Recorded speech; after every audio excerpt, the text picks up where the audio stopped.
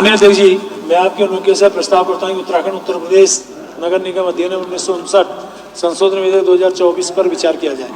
प्रश्न ये है कि उत्तराखंड उत्तर प्रदेश नगर निगम अधिनियम 1959 संशोधन विधेयक 2024 पर विचार किया जाए। जो माननीय सदस्य इसके पक्ष में कृपया हाँ कहें, जो माननीय सदस्य इसके विरोध में कृपया नहीं कहें। हाँ की संख्या अधिक है, अतः प्रस्ताव स्वीकृत हुआ। खंडशः विचार। प्रश्न ये है कि जी सिचुएशन है, नहीं मतलब एक अजीब सिचुएशन है। उन्होंने प्रस्ताव किया कि इस पे विचार किया जाए, तो विचार करने की अनुमति तो आप देंगे ना? करिए ना, आप बोलिए क्या विचार करना चाहते हैं तो करिए विचार। तो मैं तो उस पर बोल ही रहा था अध्यक्ष जी, मैं तो बोल ही रहा था। माननीय अध्यक्ष जी, एक चाहे वो नगर पालिका अधिनियम जिसको अभी सदन ने पारित किया या नगर निगम अधिनियम है, मुझ जैसे व्यक्ति की गंभीर चिंता इसमें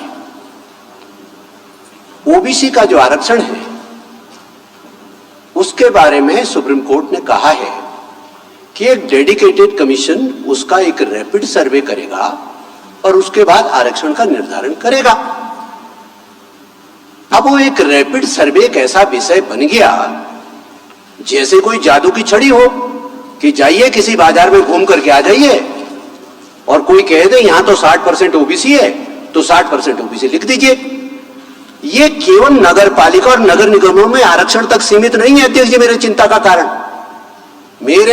का कारण यह है कि उत्तराखंड जैसे संवेदनशील राज्य में, फ्रंटलाइन स्टेट में, बॉर्डर स्टेट में, यहां की जो डेमोग्राफी है वो चेंज हो रही है।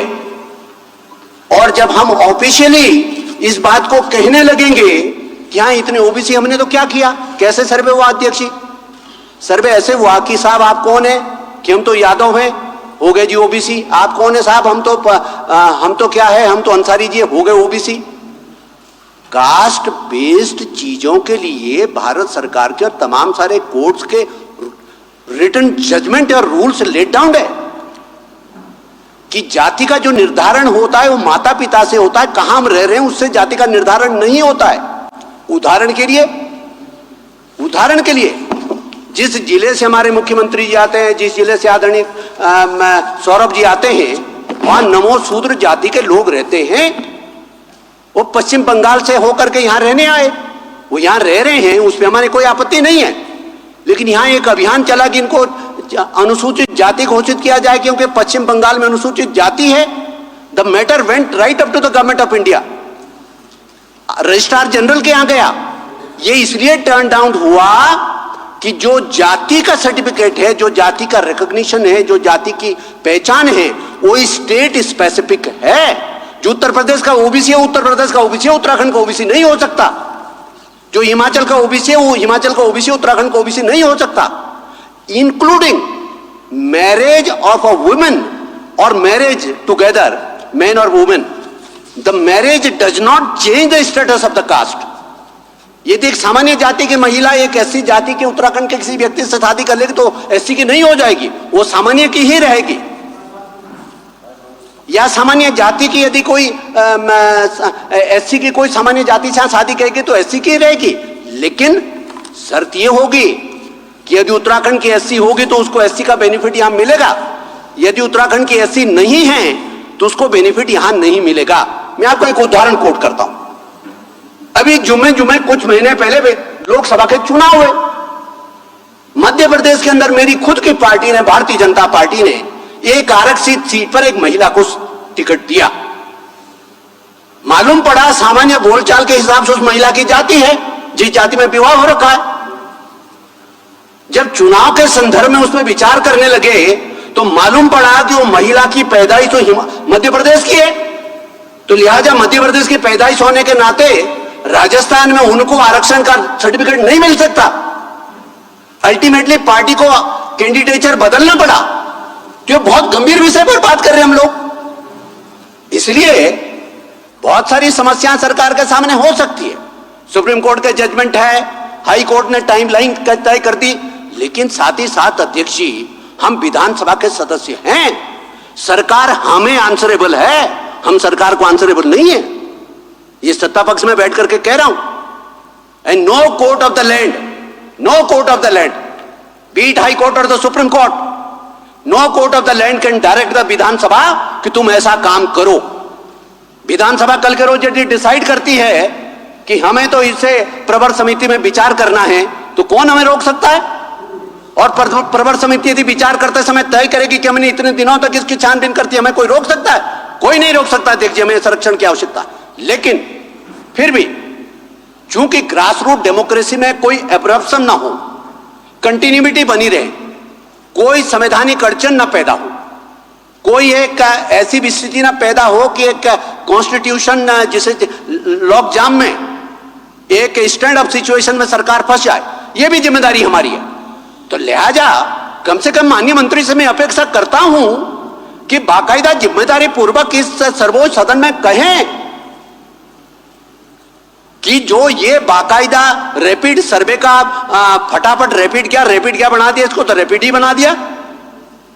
इस रैपिड सर्वे को क्रेडिबल बनाने के लिए यह आवश्यक है कि कम से कम उस डेडिकेटेड कमीशन को भी सरकार की तरफ से डायरेक्शन जाए कि जहां पर भी जनप्रतिनिधियों की तरफ से, जहां पर भी विधायकों की तरफ से, जहां पर भी पंचायतों के प्रतिनिधियों की तरफ से, जहां पर भी जनसाधारण की तरफ से ऑब्जेक्शंस आते हैं, उसकी दोबारा से सुनवाई करें और बाकायदा ओबीसी में केवल उन लोगों को ही गिनती करें जो उत्तराखंड के मूल निवासी है।